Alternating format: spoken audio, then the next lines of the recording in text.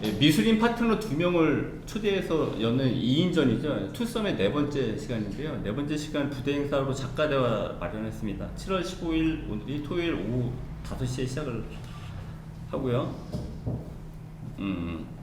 이 두 분이 거처가 충주세요. 그래서 충주에서 올라오셨고 저희 아팅에서 전시를 계속 해오면서 그 전업도예가를 초대한 건 제 기억이 맞다면 아마 처음인 것 같아요. 그러니까 그 미술 전공을 했는데 도예를 특이하게 한 작가를 초대한 3인전을 2020년도 연 적은 있어요. 그리고 우리 올해 하반기에 전업도예가의 전시가 하나 개인적으로 잡혀있긴 하지만 아무튼 그 전에 전업도예가가 포함된 전시는 이번이 처음입니다.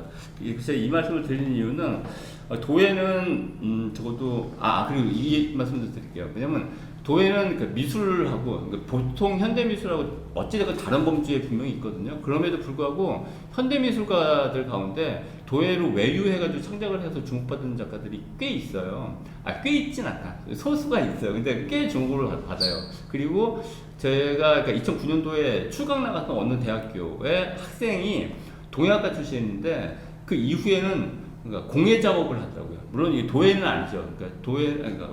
이 공예는 금속공예가 있고 도예공예가 있잖아요. 근데 그 친구는 금속공예를 해서 원래 오늘 오시기로 초대한 그 방청객 가운데 금속공예를 하신 분이 계셨어요.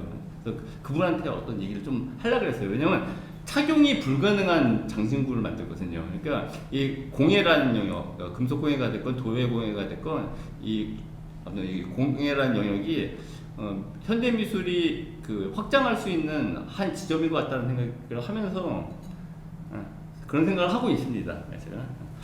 그리고 이건 그냥 약간 우스갯소리 반으로 그냥 말씀드린 건데,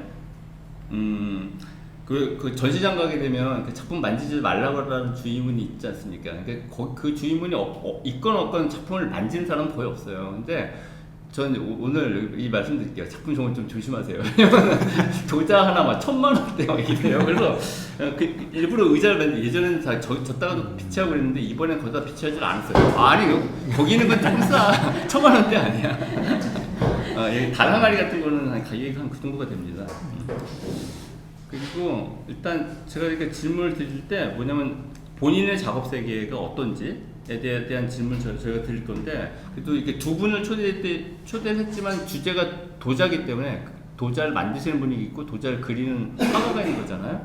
일단 이걸 여쭤볼게요. 그러니까 충주 작업실에 가마가 있지 않습니까? 예. 근데 그게 일반적인 작가들 작업실하고 아무튼 규모나 사이즈라든지 몇 가지 운영하는 방식이 다를 텐데 하루의 일과가 어떻게 되세요? 이런 건 되게 간단한 질문이죠. 예. 하루 일과 제가 그러니까 오프닝 때 듣기로는 그 가마가 있는 그 작업실의 규모가 작지 않더라고요. 그거부터 말씀해 보시겠어요? 도자기 이게 공예 중에서 특히 도예 부분에 있는 사람들이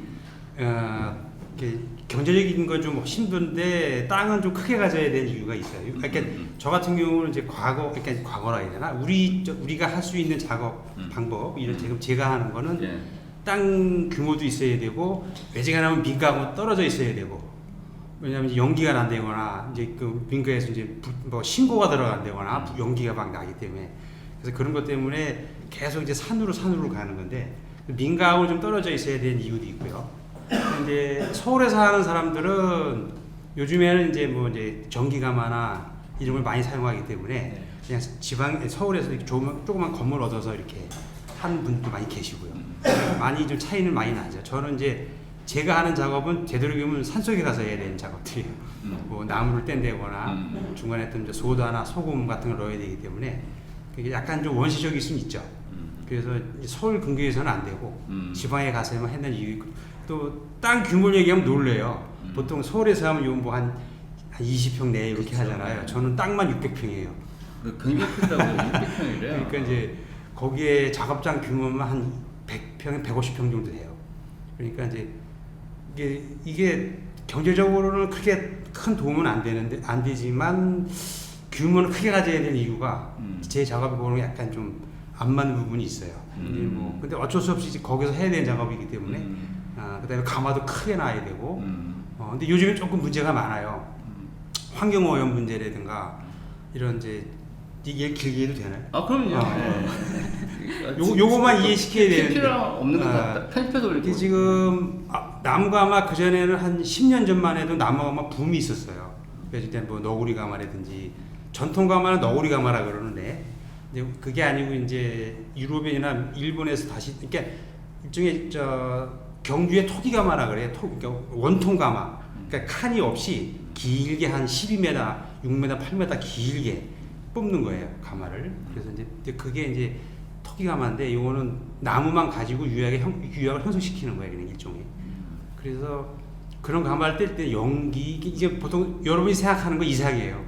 뭐 연기가 뭐 거의 뭐 시커먼 연기가 막 올라오고 불이 한 막 5, 6m씩 올라가니까 동네에서 전화를 해 소방서에다가 불 났다고 신고를 한다거나 아니면 이제 말이 나와요. 이장이나 이런 사람들이 이게 일본만 같아도 그런 문화가 있어서 이해를 해주는데 여기는 조금 아직까지는 이해를 못하는 경우가 많아요, 시골 분들이.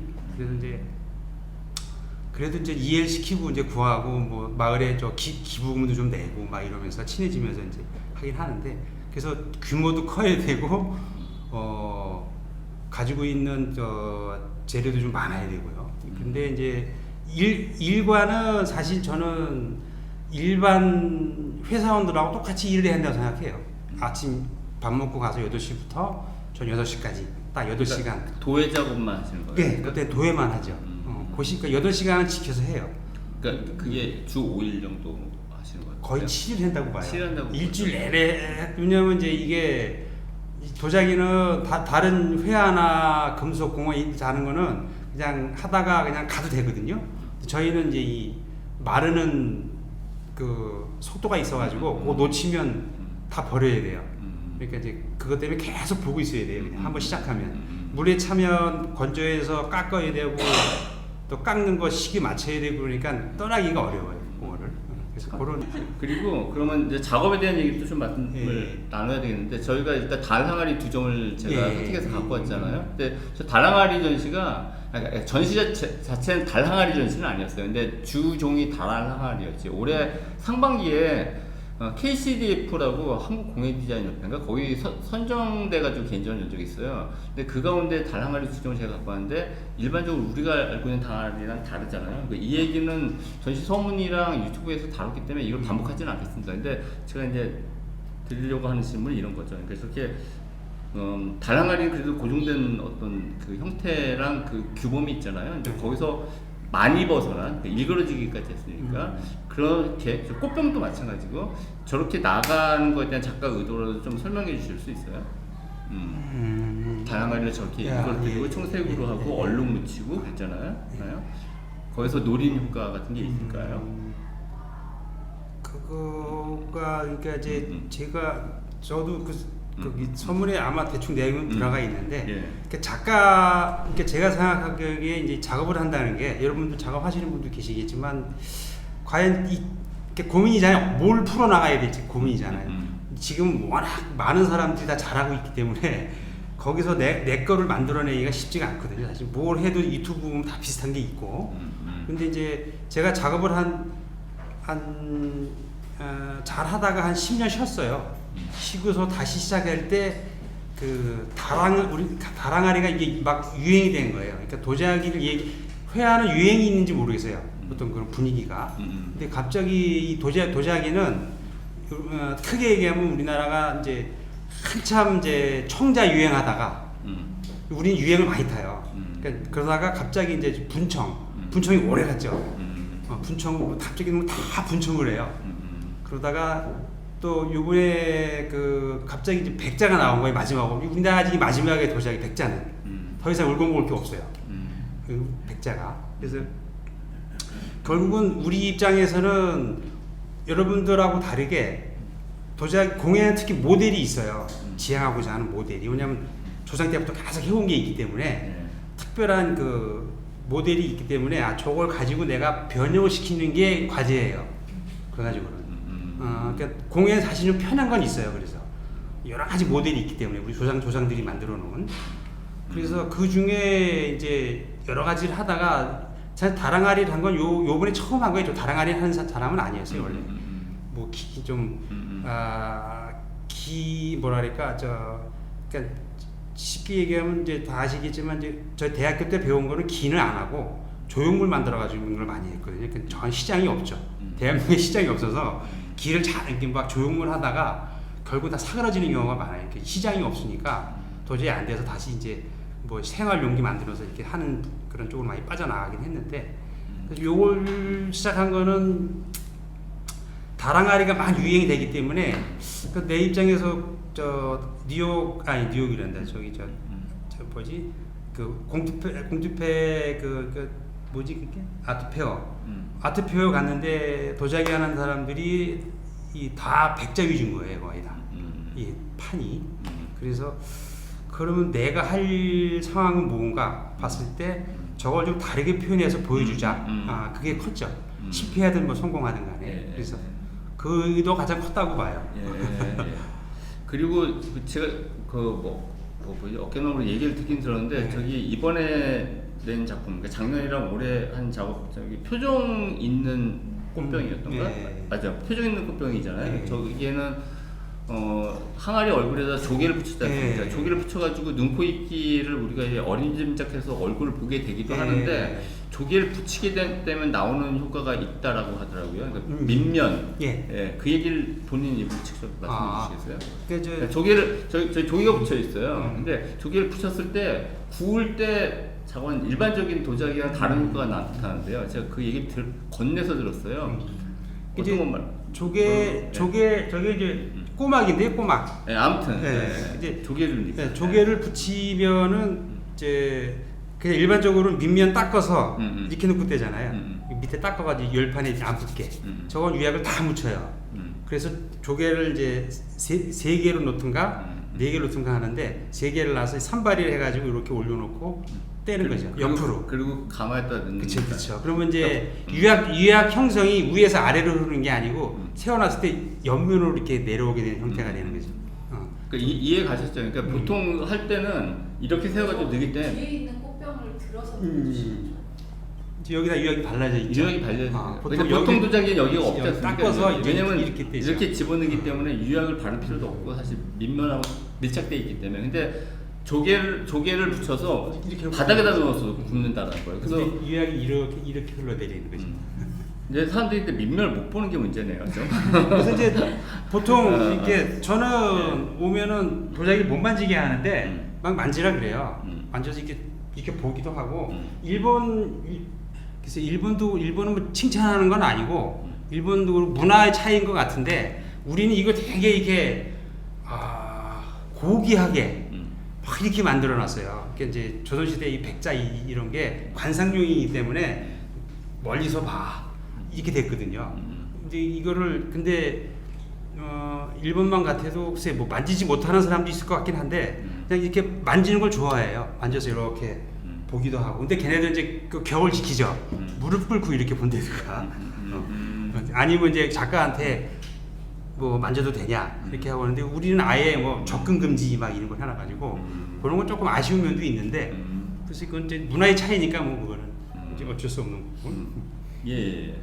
그리고 지난번 오프닝 파티 때 막 얘기를 나누면서 들었던 비화 같은 게 있어요. 그러니까 도예를 둘러싼 약간 신비화 같은 게 있어요.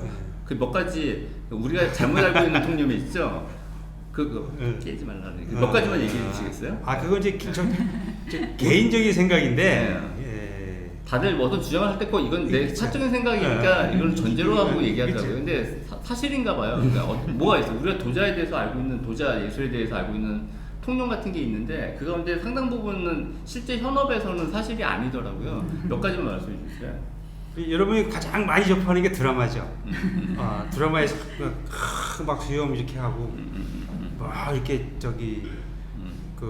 뭐 인생의 고뇌에 차고 막 이건 아니야 막 하고 뭐 더 뭐가 나와야 돼 그래서 불 떼 가지고 막 나오면 이제 그냥 나오자마자 망치로 막 깨잖아요. 막 이렇게 마음에 안 든다고. 근데 그게 사실은 자기가 마음에 안 드는 거잖아요. 자기가 결국은.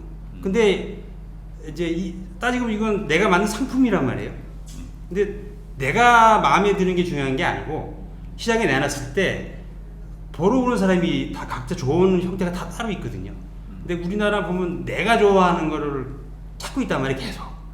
그러니까 내가 싫어하니까 뭐 깬대거나 색이 잘못 나와서 깬대거나 막 이러는데 그거는 그 작가가 나온 사람이 그런 생각으로 깰 수는 있긴 하지만 실질적으로 그렇게 뭐 막 깰 상황은 아니라고 보죠. 그러니까 이렇게 되게 돌려서 말씀하시는데 그러지는 않는다라고 그러지는 깨지 않는데요. 깨지 않고 보완이 해야 되는 부분이 있으면 그냥 보완해가지고 내놓는다고 하더라고요. 왜 이렇게 말씀 안 했어요? 지난번에 분명히 이렇게 말씀하셨거든요. 거의 깨는 일은 없대요. 그러니까 아주 정통으로 그런 걸 완고하게 하시는 분들이 계시겠죠. 그걸 깨는 이유가 역사적으로 보면 왜 그러냐면 다른 건 모르겠어요. 백자가 특히 백자를 깨는 게 많이 나오거든요. 항아리 이러니까 청자는 사실 그게 별로 안 나와요. 왜 그러냐면 같은 게 보이니까. 네, 왜냐면 이게 관여잖아요. 관여. 나라에서 옛날에는 개인이 아니고 나라에서 관리했단 말이에요. 그거를. 그것도 급이 있었어요. 그래서 이제 일반 백성은 못 쓰게 하려고. 그래서 제대로 된 것만 이제 상품으로 이제 이제 뭐 귀족이나 왕가로 가고 그 외의 것들은 쓰지 못하게 하려고 다 깼다는 얘기는 있어요. 그게 이제 몰래 빼돌려서 팔까봐. 그래서 이제 몰래 빼돌리다 걸려서 혼난 사람들도 있고 그런 경우 이제 그런 거는 그건 역사적으로 그건 사실이에요. 왜냐하면 이제 일반 서민들은 백자를 못 썼거든요.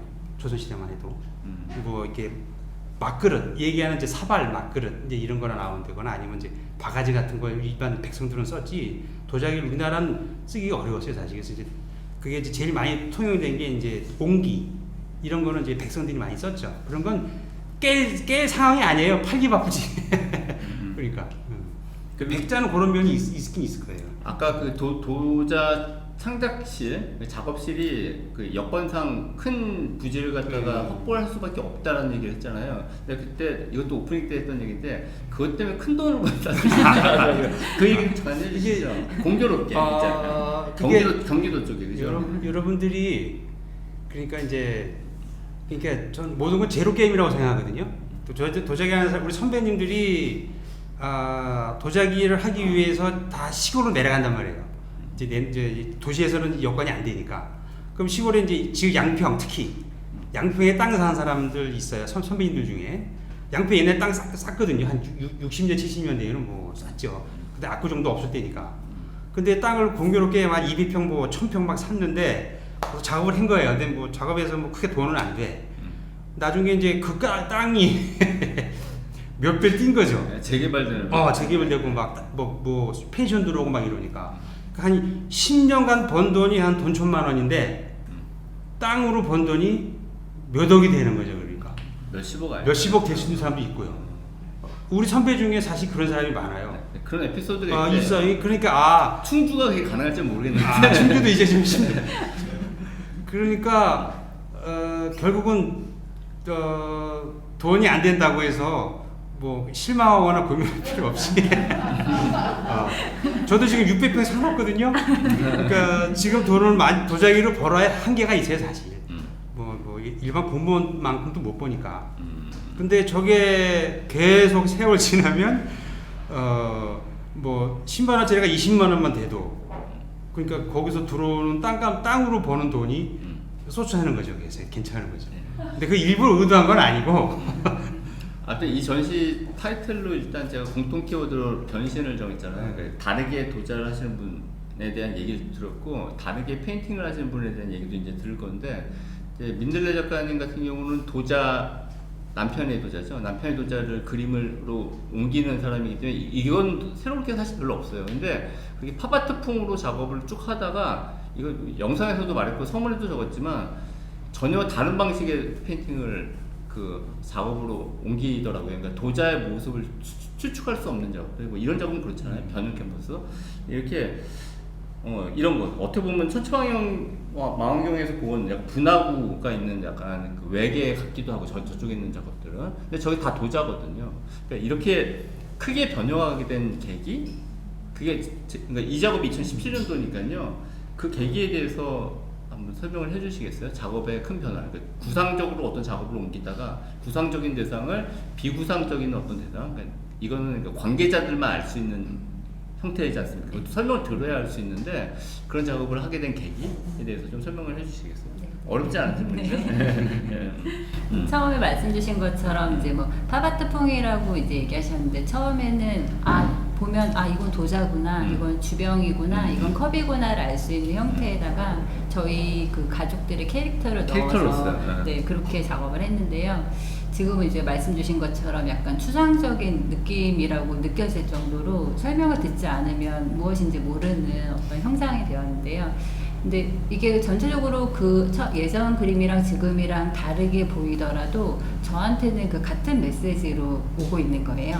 그냥 단순히 그 일상예찬이에요. 일상예찬이요? 예, 일상예찬. 저는 이제 도자기 하는 이제 그 남편이랑 같이 사니까. 네, 옆에 같이 사니까 처음에는 이제 보통 보는 것처럼 이렇게 그냥 외곽의 면을 대신에 이제 가까이 사니까 어떤 하나여도 앞면도 보고 뒷면도 보고 뒤집어도 보고 이렇게 봤던 거고요. 이제 거기다 우리 가족의 일상이 넣어졌던 거고 이제 살면서 시간이 길어지면서 좀 더 자세히 보게 되는 거예요. 그래서 이제 실제로 말씀하신 것처럼 이거를 어떤 도자기 표면을 이제 저희 이 작가님께서 되게 막 거칠고 물성이 강한 도자기를 만들다 보니까 어떤 유학이랑 불이 만나면서 막 그 흘러내리거나 그런 모습들이 그 약간 그 망원 그 카메라로 찍었을 때 정말 되게 그냥 보면 안 보이는 되게 독특한 형상들이 보이기 시작해서 이제 그거를 그리고 그걸 좀 더 확대하기도 하고 뭐 자르기도 하고 배치를 나열을 다르게 하기도 하고 이제 그러다 보니까 이제 조금씩 변형이 된 것 같아요.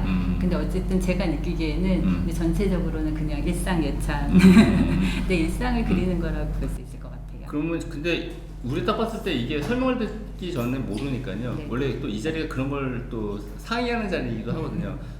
작가, 관객 내지는 이걸 뭐 평론하는 사람이라든지 기획자가 어떤 효과를 받기를 원하세요? 본인 작업을 통해서? 네. 일상예찬을 우리가 바로 알 수는 없을 텐데요. 네, 맞아요. 예. 네.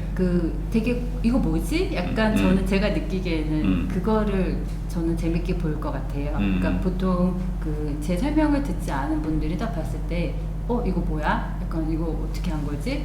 이거 뭘 그린 거야? 그런 호기심을 갖게 하는 게 저는 되게 재밌어요. 그래서 사실은 이게 별거 아닌 뭐 컵의 밑받침이고 아니면 컵의 일부인데 이제 보통 처음 제 그림 앞에 서는 분들은 되게 낯설게 느끼시거든요. 이거 뭐지? 이걸 그냥 자기가 마음대로 이렇게 뭐 점점점 이거를 마음대로 구상한 건가? 라고 생각하시는데 사실은 실제로 있는 그냥 그거를 정말 그대로 제가 재현했다고 싶을 정도로 거의 같게 그리거든요. 그래서 사람들이 딱 다가섰을 때 이거 뭐야? 그런 느낌을. 그러니까 지금 저희는 작은 소품이나 여기 이 작업들 전부 다 도자기의 밑면 맞죠? 거의 밑면이 맞지 않아요? 동그란 거는 밑면. 동그란 건 밑면이 거의 네. 틀림없는데 이런 표면을 갖고 있는 도자기가 있나요? 이거 표면이? 지금 요거는 그런 게 있다. 맞다. 있구나. 이런 작업이에요. 네. 근데 지금 요거가 밑면을 맞아요. 소재가 된 거는 밑면은 아니고 이거는 그 뇌화벽돌이라고 해서 도자기 뗄 때 맞다, 기둥으로 맞다. 세웠는데요. 뇌화벽돌을 그린 적도 있었죠. 네. 요게 그 뇌화벽돌의 원래 크기로는 1cm, 2cm 정도 되는 되게 작은 면을 이제 크게 확대돼서 그린 거여서 요거는 지금 뇌화벽돌의 한 일부예요. 또 다른 질문은요. 지금 갑자기 떠올랐는데 어제 관객이 한 분 들어오셔서 도자기 전시구나라는 설명을 듣고 왔대요. 주제가 도자니까. 그러면서 다 도자라고 생각을 하더라고요. 근데 얘도 도자로 알고 있더라고. 그러니까 도자를 구워가지고 이렇게. 근데 얘가 실제로 되게 무겁지 않습니까? 이걸 어떻게 만들었죠? 만든 과정 얘기해 주세요. 이거 동그란. 전 도자가 전혀 아니에요. 캠퍼스잖아요, 그죠? 네. 도자 재료도 안 들어갔어요, 그죠? 네, 맞죠? 맞아요. 네. 근데 꽤 무거운데 네. 그분이 저걸 도자로 이해하신 거예요. 이거랑 네. 몇몇 작품들을 도자로 걸어놨다고 생각했어요. 네. 그건 페인팅이다라고 얘기했거든요. 네. 일단 조금만. 이 원형 캠퍼스 같은 경우는 어떻게 만들었길래 비중이 큰 거죠? 네. 실제로 말씀 주신 것처럼 이제 지금 동그란 게 전부 도자기랑 컵의 밑바닥을 확대해서 그린 건데요. 근데 처음에 이제 막 여기 작가님 사진을 제가 막 집에서 놀이하는 것처럼 막 찍거든요. 그 중에 바닥을 확대해봤는데 너무 재밌는 거예요.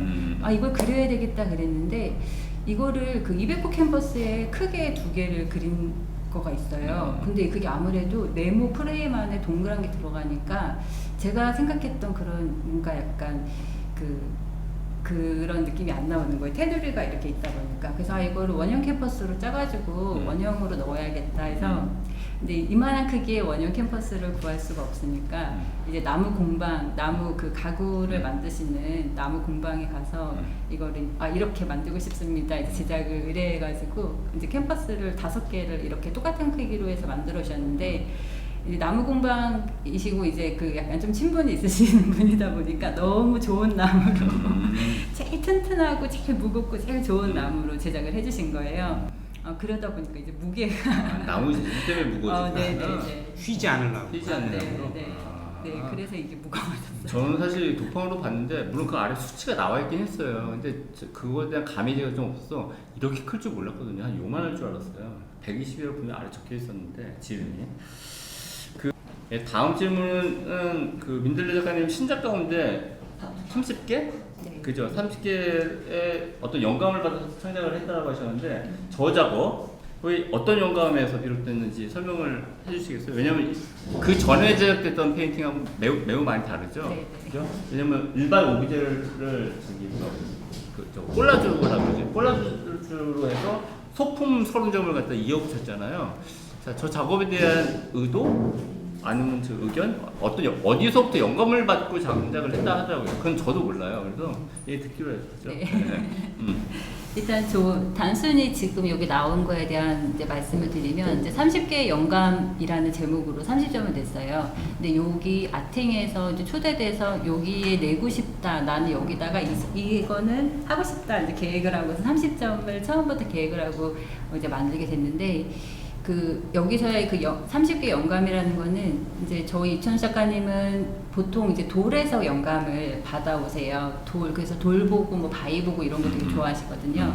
이천 작가님은 돌에서 영감을 받으시고 저는 그 돌에 영감을 받아서 작업하신 그 도자기를 보고 이제 거기서 저의 영감이랑 저의 상상력을 발휘해서 서로 약간 꼬꼬무처럼 영감을 주고받고 근데 이제 그러면서 이제 저희가 작업 활동을 이어오는 거를 이제 단순하게 30개만 딱 만들었는데 저기서 그래서 그 돌멩이 그 작가님이랑 다니면서 주워온 그런 돌멩이들이랑 그리고 작가님이 만든 도자기를 이제 페인팅 인쇄해가지고 그거를 저희 이제 바느질해서 만든 거랑 그리고 저의 그런 약간 이렇게 행위랑 해서 30개를 만들었는데요. 이제 이게 제 작업이 지금 보신 이런 유화 물감으로 오랜 시간을 그려서 만들어내는 작업이랑 어떤 성향은 사실 되게 달라요. 근데 이런 작업은 계획부터 완성까지 처음부터 계획 그대로로 움직여야 되는 작업이에요. 되게 디테일하게. 그래서 난 이걸 해야지 그러면은 결과도 사실 이거랑 똑같이 나오거든요. 그래서 그거를 몇 달 동안 앉아가지고 계속 이제 그림을 그리게 되는데 근데 이런 작업을 하는 사람들은 이제 막 중간중간 자기를 막 표현하고 싶고 폭발하고 싶을 때가 있잖아요. 막 실험하고 싶을 때도 있고 막 재밌고 싶은데 이런 작업은 완성이 되기 전까지 몇 개월 동안 되게 오랜 시간을 수행하듯이 그려야 되니까 중간중간 저는 이제 저거를 직관놀이라고 이제 표현하거든요. 내가 하고 싶은 거를 시간도 한 20분 정도를 두고 원하는 재료를 몇 개 놓은 다음에 그때 내 생각과 감성으로 막 해보는 거예요. 네, 그래서 직관놀이라고 표현을 하는데 저거는 요거가 신작이긴 하지만 저렇게 개수를 30개, 50개를 정해놓고 기간을 정해서 놀이처럼 하는 그런 작업이고 그래서 요번에도 신작으로 30개를 한번 놀이처럼 만들어 와봤어요. 그걸 잘 알겠습니다.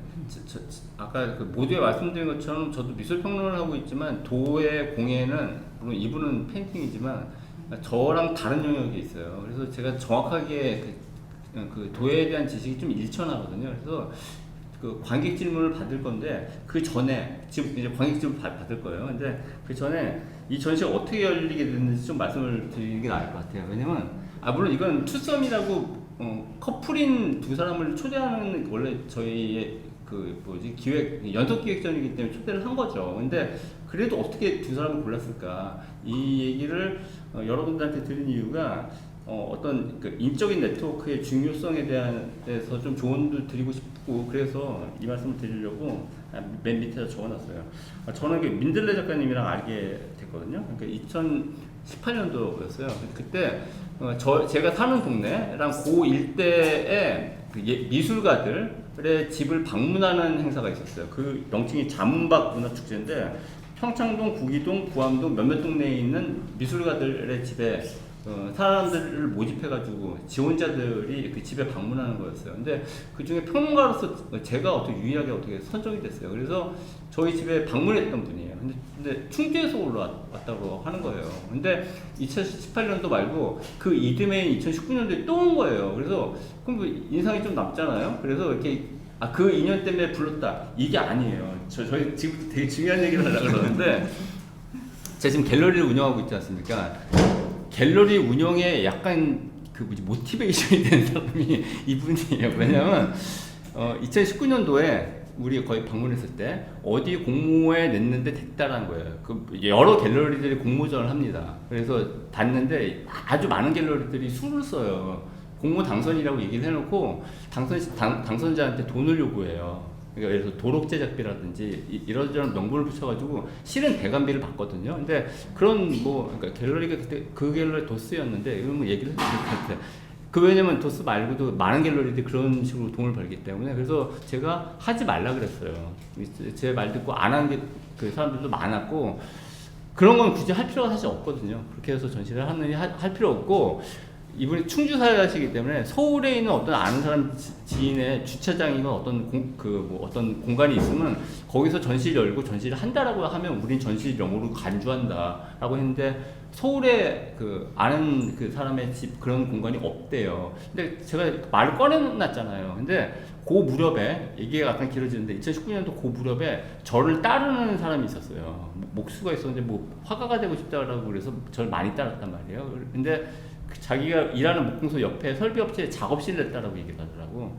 제가 말하면 다 무조건 예술하는 친구였어요. 그래서 저기 그 공간 잠깐 한 일주일이건 2주건 한번 참 빌려주는 거 어떻겠냐라고 얘기했는데 싫다 그러더라고.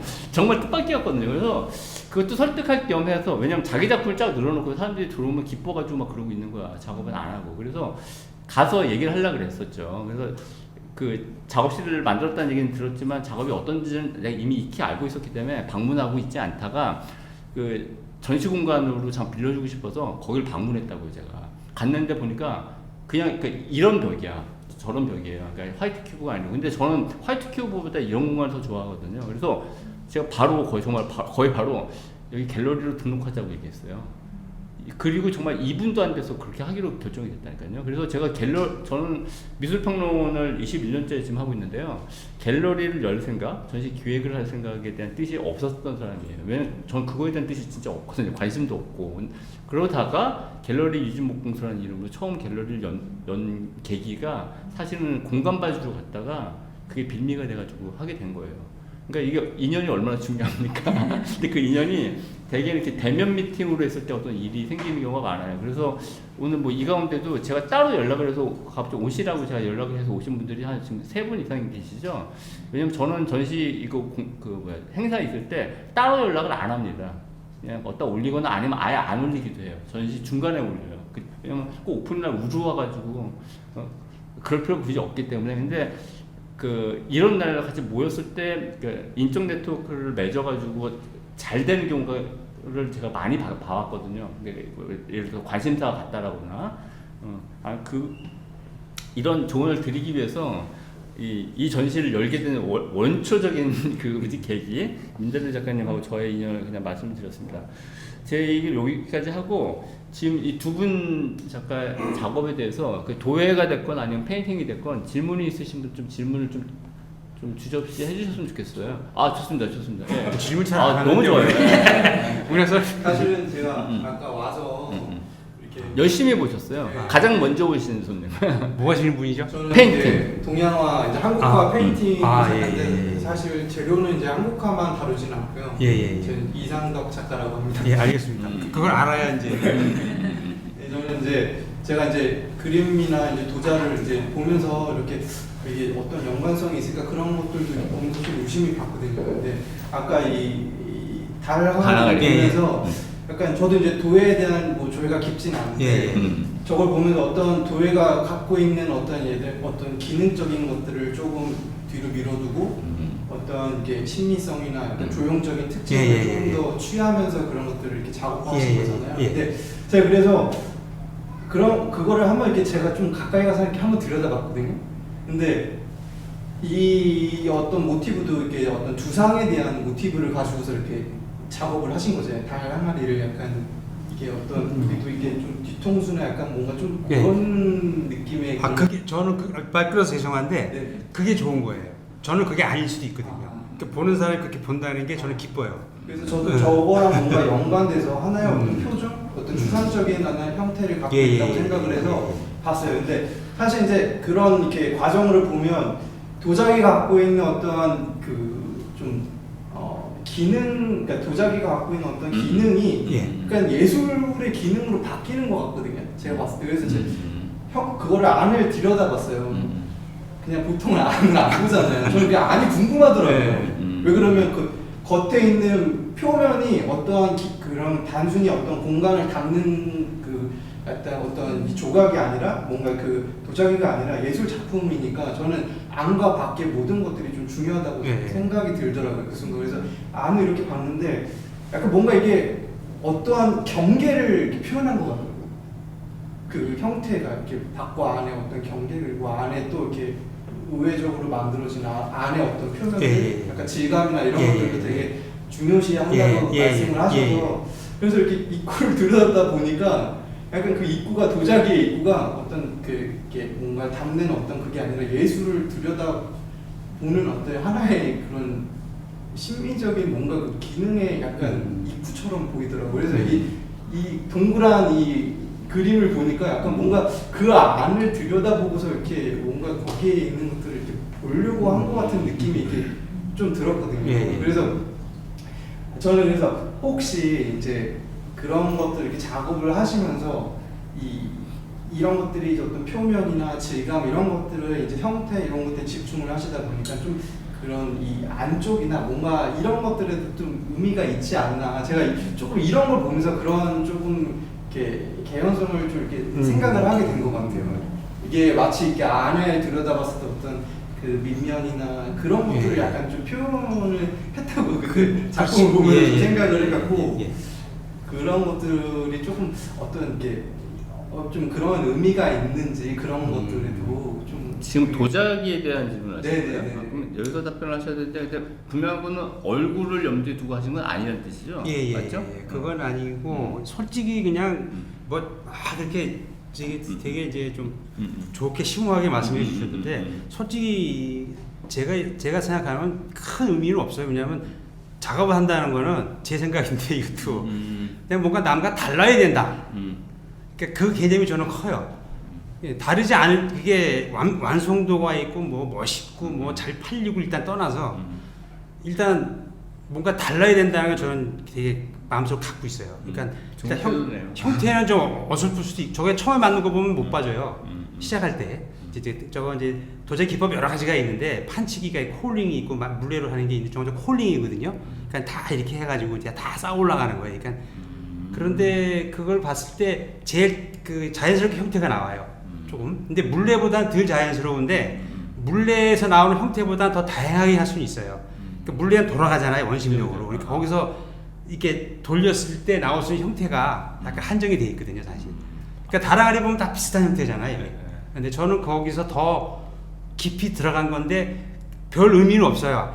뭔가 달라야 되겠다고 생각하기 때문에 저기다 돌 이미지를 넣은 거죠, 제가. 그러니까 저는 돌 이미지를 거의 초기 때부터 했어요. 그러니까 아기 때부터 20살 때부터 돌을 이미지를 가지고 계속 해온 거예요. 그러니까 변하지 않게. 대신 형태는 좀 변해갔죠. 그러니까 크게 너무 뭐 심한 철학 있거나 그런 건 아니야.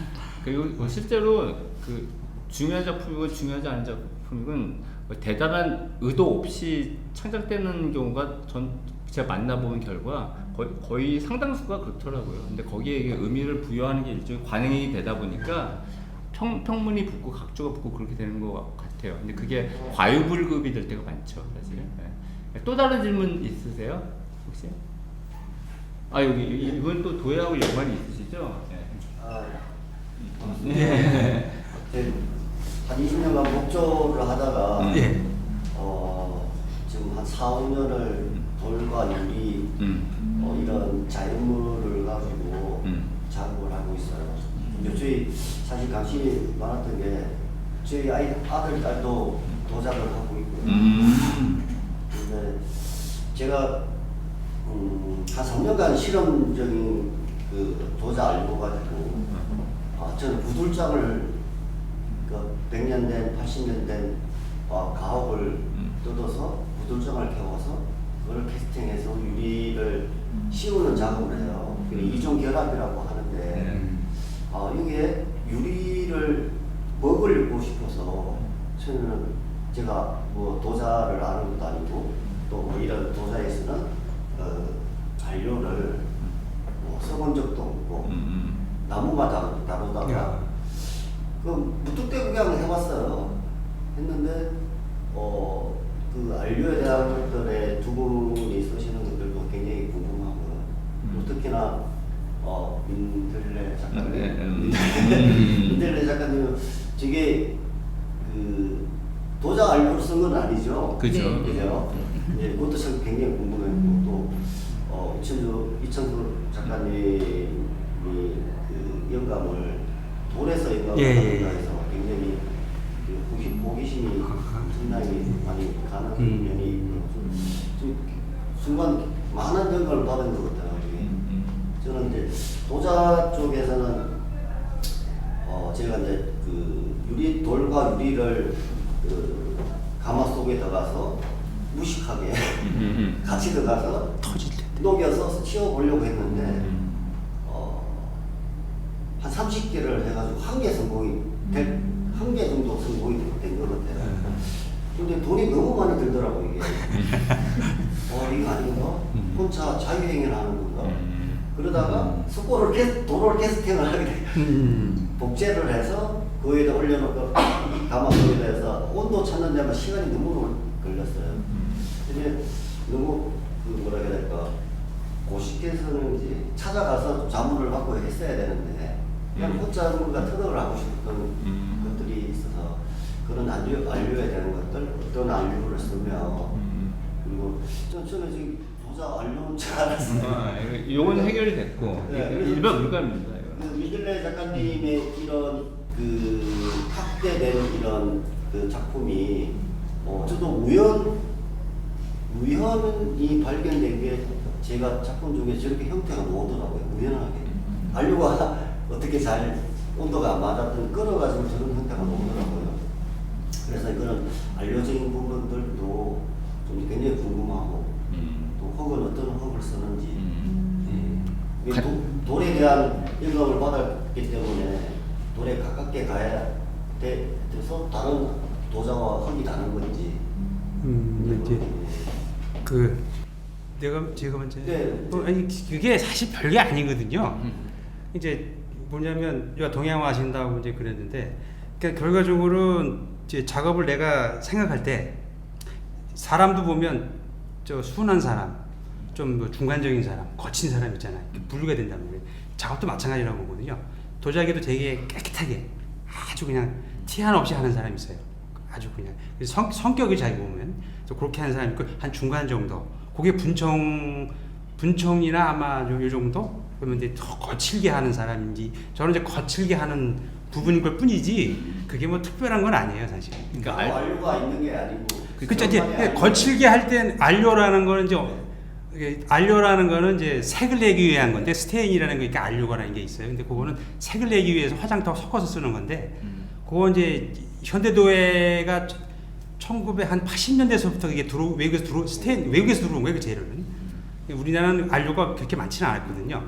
그래서 이제 그 안료를 쓰면 요즘은 뭐 치약으로 짜서 그냥 쓰는 것도 많이 나오니까 되게 많이 편해졌는데 안료는 이렇게 많이 거칠게 하고 싶으면 흙 소지가 문제예요. 그러니까 결국은 인간도 이 바디 이 형태가 다 이게 중요하잖아요. 결과적으로 내가 바디를 형태 잡을 때 흙을 곱게 할 거냐 중간 정도로 할 거냐 아주 거칠게 할 거냐 그거의 차이죠. 그러니까 이제 거친 거는 거기에 이제 뭐 사토라 그러는데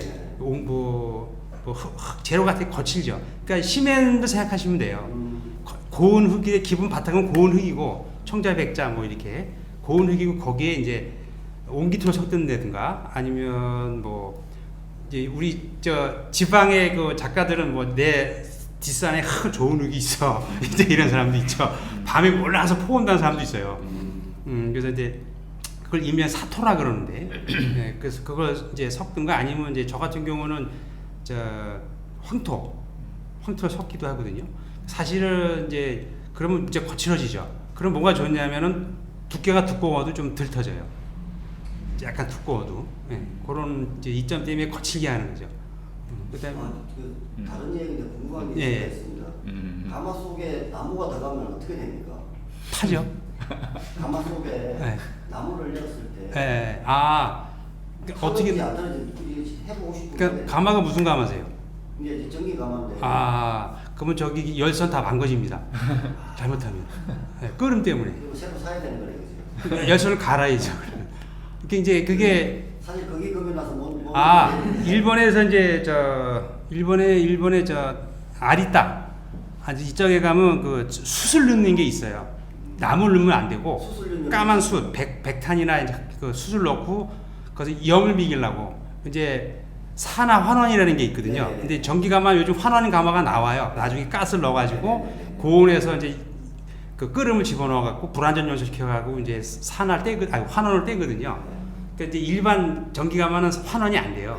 사람만 떼니까 그거를 이제 아리따에서는 걔네들은 가마 전기를 해가지고 거기다가 숯을 넣어요. 숯을 넣어가지고 나중에 이제 이렇게 환원처럼 돼가지고 그러니까 환원과 산화는 색이 완전히 달라요. 그래서 이제 그러면 지금 전기 가마에 수출려도 되는 거예요? 넣어도 되는데 이제 벽돌이 상해요. 오래 쓰면은. 그래서 그건 벽돌이 달라야 돼요. 그러니까 하드 단단한 벽돌이 있고 소프트 이제 순한 벽돌이 이렇게 그 되게 이제 단열 벽돌이 있고 내화 벽돌이 있어요. 그러니까 이제 내화 벽돌은 그 단단한 거고 기억을 못하네. 보통 가마가 그 소프트한 벽돌로 되어 있을 거예요. 그러면 이제 그게 나무 숯이 들어가서 연기를 먹거나 이러면 색이 변하거나 이제 금방 상해요. 내화 벽돌은. 그래서 단열 벽돌은. 네. 단열이라는 게 열을 되게 빨리 잡아준다는 거거든요. 그래서 이제 막 얘기하면 깊어지는데 기초토 이런 걸 만드는 건데 그래서 지금 그거 쓰시는 거에는 근데 산화와는 관계 없잖아요. 네, 근데 나무를 왜 넣으시려고 그래요? 유리를 두 개 이어서 네. 유리를 몇 개월 해보고 싶어요. 유리를 숯과 유리가 이중 결합이 되게 결합이 되게 그 소를 한번 해보고 싶어요. 네. 성공만 하시면 뭐 좋은 작업이 나올 것 돌까지는 같은데 됐는데 나무는 타니까 그죠? 그러니까 나무 없어지죠. 몇 도까지 되시는데요? 720도. 그 정도도 타죠. 타는데 아니면 이제 락구라고 저온 소송이 있어요. 근데 그것도 700도 유리가 700도에 녹나요? 600도에서 그 정도 해갖고는 확 감싸지 못할 때 그냥 살짝 녹이는 거지 위에다가 오랫동안 가는지 2박 3일 동안 그런 작업을 대학교 때 학생들이 많이 했어요. 그러니까 이제 흙을 놓고 이제 맥주병, 소주병 이런 거 놓고 떼요. 그러면 이제 그게 이렇게 이제 전이예술하는 분들이 가끔 많이 해요. 그런 거를 이제 이렇게 그냥 약간 납작하게 누를 정도만. 질문은 답은 되셨죠? 네. 그래서 믿고 한번 해보겠습니다. 좀 이따 또 해서 옆에 앉아서 하시면 될 것 같고요.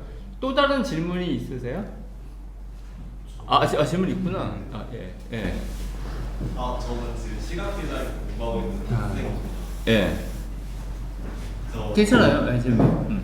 저 일단은 가장 궁금했던 거는 그 전시 소개나 그런 거 봤을 때 달 항아리를 이제 변형시켰다라고 하셨는데 이제 무언가를 변형시킬 때는 원래 물체에서 변형시켰을 때 원래의 형태를 갖고 있으면서 원래의 형태가 갖고 있는 의미나 그런 걸 담으면서 변형이 되는 경우가 있는데 그렇게 작업을 하다 보면은 원래 형태를 잃고 원래 그것도 알아볼 수 없는 또 다른 무언가가 나오는 경우가 있다 보니까 이번 작업에서는 어떤 점을 이제 고정을 시킨 다음에 어떤 변형을 하셔서 작업을 하셨는지. 아, 그 되게 좋은 질문이네요. 그게 이제 작가의 고민이거든요, 사실은. 예, 그 해체냐, 정체성, 그러니까 일관성이 가지고 있냐, 해체냐 하는 문제인데, 그거는 막 그 짧게 답변드리기가 사실 어렵긴 한데, 저는 그걸 이제 정체성이라고 얘기하잖아요, 정체성. 그러니까 저는 정체성을 갖고 해요, 작업을. 그 전에는 안 갖고 있어요. 그 전에는 완전 해체해가지고 했거든요. 그러니까 기본적으로 정체성을 갖되 거기서 그 안에서 변형을 조금씩 해가요. 그러니까 이제 도자기를 하다 보니까 우리는 그거에 대한 한계가 있어요. 그러니까 이제 우리의 우리 조상들이 해온 그런 그 도자기의 어떤 흐름이 있단 말이에요. 그러니까 그걸 다 버릴 거냐, 가지고 갈 거냐 하는 문제거든요, 그게. 근데 여기서 더 만약에 저걸 해체한다 그러면 아직은 해체는 안 했어요. 저걸 이제 편병이라 그러는데, 저거를 이제 쭈그러뜨린 게 있어요. 눕답작하게. 근데 그거가 다음에 이제 기획인데, 그러니까 완전히 벗어나지 않은 상태예요. 그 어떤 우리 기 형태에서는 벗어나진 않아요. 저걸 납작하게 되면 그건 달 항아리는 아니잖아요. 그러니까 그걸 편병이라고 그러는데 이제 그렇게 얘기했을 때 중간 정도 변하는 거죠. 그 다음에 이제 완전히 해체할 수도 있겠죠. 저거를 완전히 반을 잘라서 이렇게 두 개를 붙인다든가 아니면 다랑아리 형태가 아예 위에 전이나 밑에 굽이 없어져서 동그랗게만 한다든가 이제 그렇게 갈 수도 있는데 그걸 갈까 안 갈까는 저도 지금 숙제예요. 근데 아마 갈 것 같아요. 근데 너무 빨리 보여주면 미천이 다 드러나니까 요거는 좀 몇 년, 한 1, 2년은 가야지. 그러니까 너무 쉽게 자기 다 까버리면 그러니까 급한 사람들이 있어. 막 새로운 걸 보여주고 싶어서. 근데 그거는 좀 저 같은 경우는 너무 빨리 보여주다 보면 자꾸 너무 왔다 갔다 하잖아요. 그러니까 작가의 정체성이 없어질 수가 있어요. 저번에 내가 다랑아리를 도랑아리 형태로 변형시켜서 초록을 흘러내리게 했는데 거기 이제 저 블랙 자체는 제가 제 나름대로 하나의 개인적인 시그니처라 그러나 영어로는 제 독자적인 형태예요. 저는 컵에도 저런 게 있고 다 있어요. 저 까만 게 흐르는 게 저거 아까 동양화를 제가 좋아해서 그래요. 그러니까 저는 이렇게 여러 그림 막 복잡한 그림이 아니라 단필을 그러니까 단순 추상을 좋아해요. 그러니까 우리나라 회화로 얘기하면 이우환 선생님이나 아니면 박서건 선생님 같은 경우 이게 단색화잖아요, 다시 추상이. 근데 그런 쪽을 되게 선호하는 편이에요. 그래서 조금씩 변할 거예요, 아마. 근데 변해도 저건 내가 변한 것도 저건 이천수 거라고 알 수 있게 변할 거예요. 전혀 모르게 이게 뭐지? 하기는 변할 것 같지는 않아요. 그게 제 주관적인 생각이에요. 이걸로 민들레이 천수 2인전 작가대화 마치겠습니다. 고맙습니다. 편집 좀 잘해주세요.